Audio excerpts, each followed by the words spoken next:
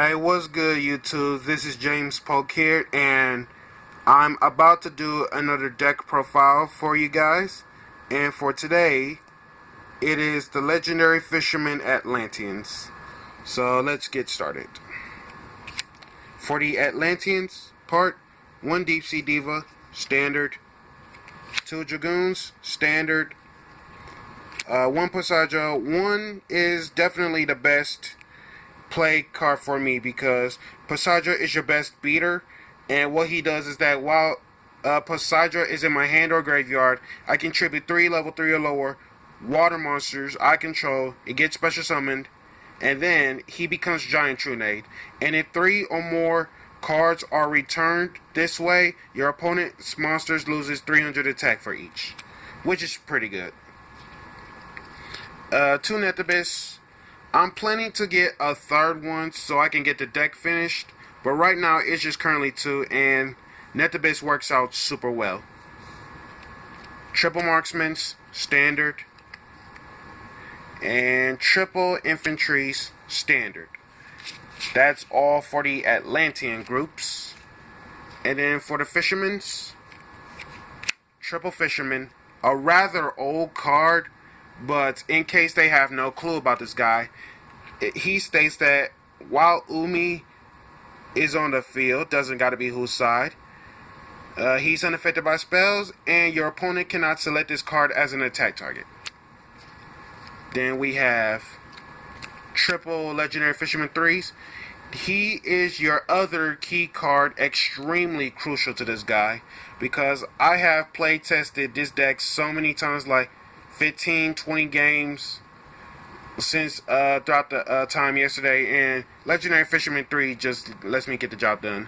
And what's cool about the Fisherman 3 himself is that if he's special summoned by tributing the regular Fisherman, I can banish all of my opponent's current monsters on the field, and he can't attack during the turn it's summoned. Also, he cannot be destroyed by battle, card effects, and unaffected by spell trap effects, which is pretty good. Also, you can return as many banished monsters your opponent has back to the graveyard. If this happens, the first battle or effect damage your opponent will take, it gets doubled, which is pretty good. And then the other monsters, Shore Knight and 2 Warrior of Atlantis. That's it for the monsters.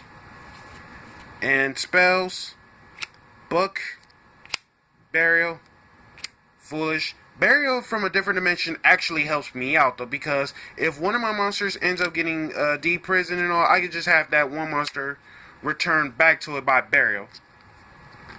2 Feast of the Wild of 5s.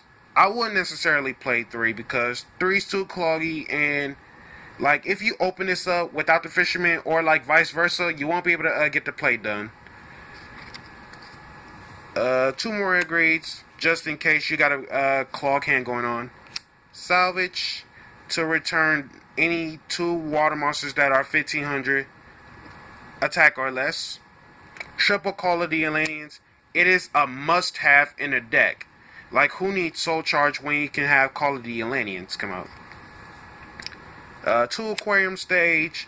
Aquarium Stage states that water monsters I control cannot be destroyed by battle from a non-water monster. And note that this is not Aqua Atris part of it though. So, and the last side effect is that when Aquarium Stage is destroyed, I can special summon 1 Aqua type monster from my graveyard. And then last but not least, 3 Legendary Ocean. That's it for a lot of the spells. And then for the traps, it's just 1 Torrential Reborn, and for my personal touch, 2 Fiendish Chains. And then the extra deck, Underworld Fighter Balmung, Armades. That's it for the synchros, because Deep Sea Diva is my only tuner, so. And sometimes when it comes to Legendary Ocean, the levels just like drops off from water monsters, so I gotta balance it out right to perform synchro plays. Then for the XEs, Black Ray Lancer, he requires 2 level 3 water monsters, but it's strange enough how they actually made him into a Dark Beast Warrior when it first existed from Photon Shockwave. I recommended that Black Ray should have been like a Water Sea Serpent or something like that. In that case, for Black Ray Lancer, is once per turn, detach one, target one face-up monster on the field, negate its effects. Leviathan, Acid Golem, Nightmare Shark, Silent Honor Arc, Ragnar Zero, Abyss Dweller, Humming, Armor Kappa, and Triple Cat Shark. And for the side deck, this is where it gets interesting. 2 Flying Seas, Burning Abyss, and Satella Knights. 1 Swift Scarecrow is because why not? Triple Lancia, I can still see that Cosmos and Infernoids are still a thing, as well as Ritual Beasts. 3 MSTs, that's just MSTs. Fiend Griefings, triple Fiend Griefings, and triple Mind Drains.